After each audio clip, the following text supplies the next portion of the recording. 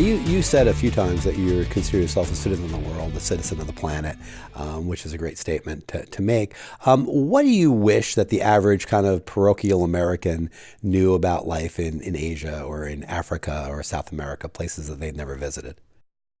Well, today, because of the internet, I think it's almost impossible to be too parochial. You know, the movies and the culture is moving to an international standpoint.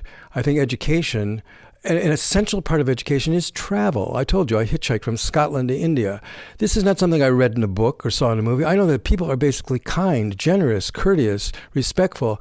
People are good at heart. And it's not something that I saw in a movie or read in a book. It's something I know from my personal experience of having slept in train stations and slept on haystacks in different other places, and had people invite me, very poor people inviting me into their homes for tea.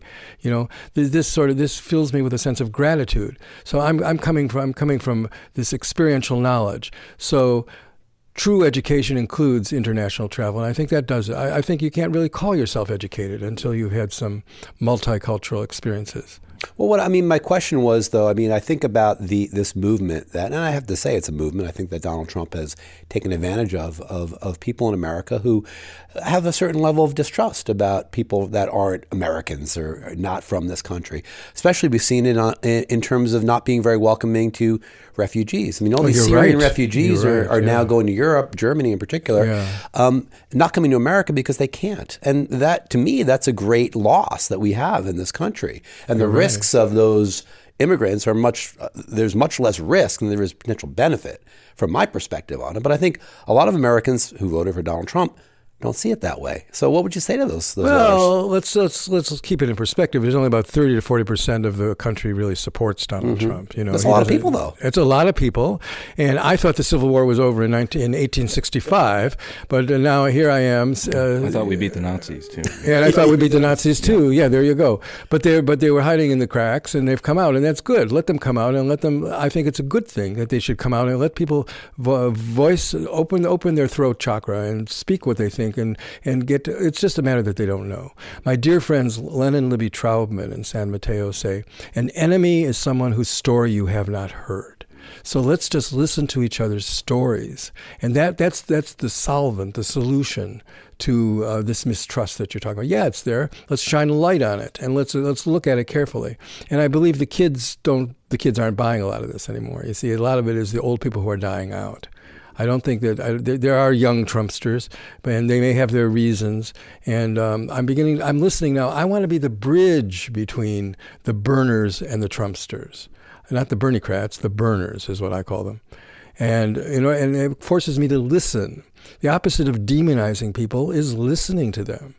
So I've been listening to people who supported Trump, and I listen with a close off my mind and just kind of listen with my heart open and try to understand. Yeah, they've got a point. This immigration thing, I gave visas as part of my job in the Foreign Service. I know that some people had to wait 10 years to legally immigrate. I know this for a fact because I did it.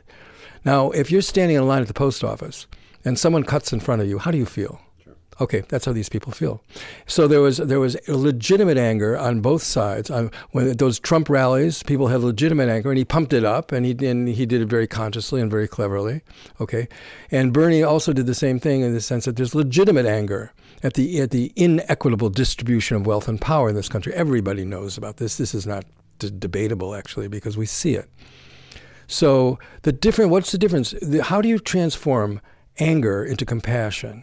And I say you keep the energy of the anger and lose the violence. That to me was the difference, is that the Trumpsters were a little bit more prone to moving into violence, whereas the burners were more prone to moving into what I call creative solutions, which is where the Green Party is, creative solutions. And this comes out of the early political work that went on in the 60s. And you guys might be too young to remember the war in Vietnam, but I'm not. I was a conscientious objector. And I was actually in an ashram in India when they sent someone out from the consulate in Bombay to see that I was really there, and I really was a conscientious. And I went in there because I expected to go to jail for my resistance to the draft. And in order to do that, I wanted to be prepared, and I thought if I learned meditation, I could handle prison. That was my purpose in going. And I did. I learned meditation, and I didn't have to go to jail because I was there in the ashram. But I'll tell you one thing about my campaign. We have a Green Party headquarters in Mount Shasta where I live, and we meditate there from 9 to 10 every day except Sunday. And sometimes there's only one person there, sometimes there's 20, sometimes there's people from other countries, but that's an essential thing. Peace starts from within. Inner peace is where it begins. You're not going to have outer peace unless you have inner peace, and that's the message that I'm bringing.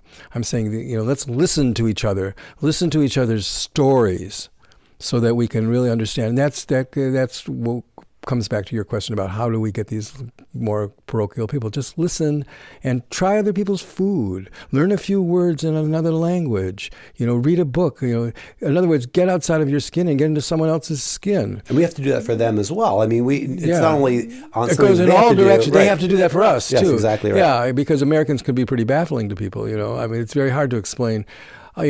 Foreigners in Europe, they learn each other's language, and they're all crunched together, in tiny little states by our standards. And they say, why are Americans? They don't even know geography.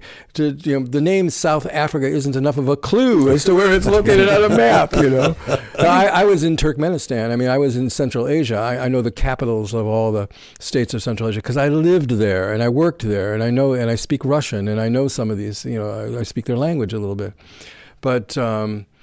We have to just try listening to each other instead of demonizing each other.